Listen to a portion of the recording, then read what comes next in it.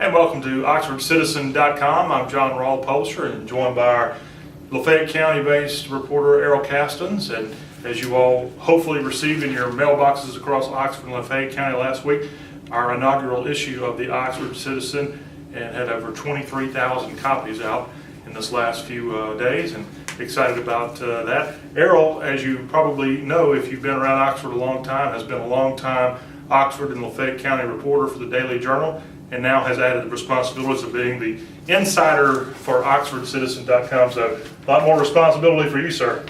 A lot of hitting the ground. That's right. But he does a great job, and having lived here a long time myself, we're excited to have Errol as part of the first issue and beyond with the Oxford Citizen. First off, I'll just ask you, what was it like to have an Oxford-only publication and your response and the stories that you wrote? You had the front page, and we've got it blown up here big behind us, the front page story on the double-decker coming to town and all that. How'd it go? Had a lot of people saying it was nice to see an Oxford-based paper with a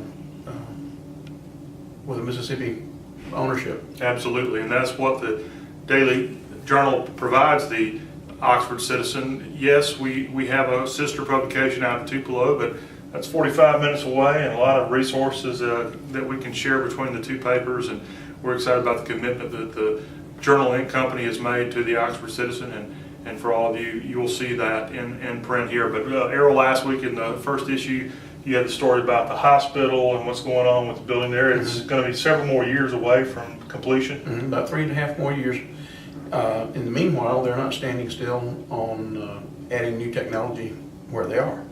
Okay, how so? They've added new ways to do hip surgery that takes a lot less recovery time, less invasive. Some of the same approach with some internal surgeries that they have new technology that is less invasive. That's, in fact, one of the elements of the new hospital is that it won't have any more inpatient beds than the present one. And not because people aren't needing just as much medical treatment, but so many more things can be done on an outpatient basis that they won't need as many patient beds for overnight stays per capita. Okay.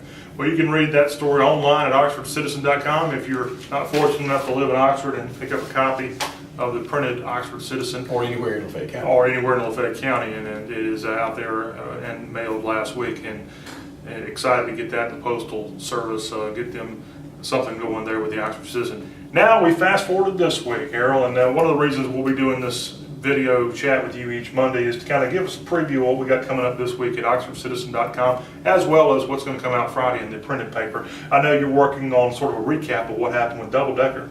A lot of fun up there on the square. There's a lot of pictures we'll have.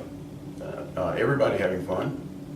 Even a little bit of the criticism of how it may have been organized, or some people not having such a great day, but most people were having a fantastic day.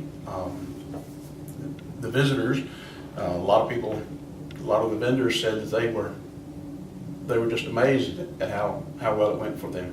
Really couldn't complain about the weather this year. I know that's been hit or miss from year to year, but this year a beautiful day.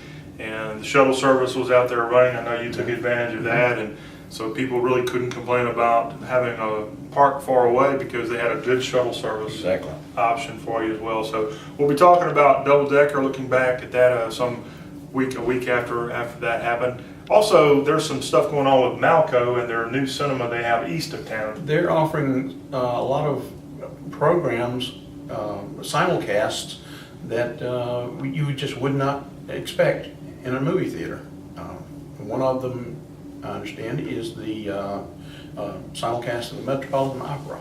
Okay. So you mean I can go see the Met and not have to go to New York City? You can see the Met live not in person, but yeah. You can see it live and in the comfort of your own place in Malco Commons. I believe us guys might get a couple extra brownie points with the misses if we pull that off. So got that, and some other things going on at Malco Commons. Also, kind of putting on your news hound hat for a second. There's been some activity this week in the circuit court here in Lafayette County. They've been open.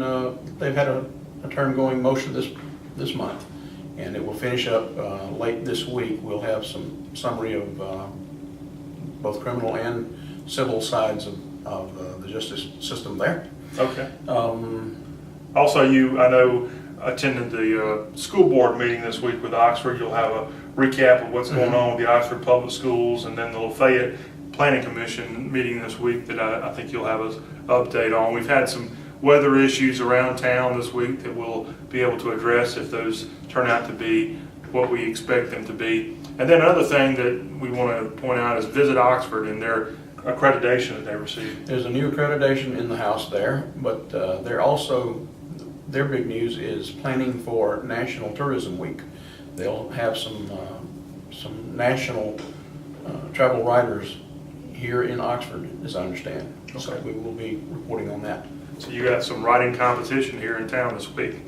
This has been OxfordCitizen.com. You can get all of Errol's writing at OxfordCitizen.com, as well as in the Oxford Citizen on Fridays, as well as the writing that he has that appears in dailyjournal.com as well, djournal.com, as well as the Daily Journal, which comes out in Lafayette County throughout the week, 7 days a week, morning delivery. Thank you for watching this presentation of the OxfordCitizen.com. We'll see you next week.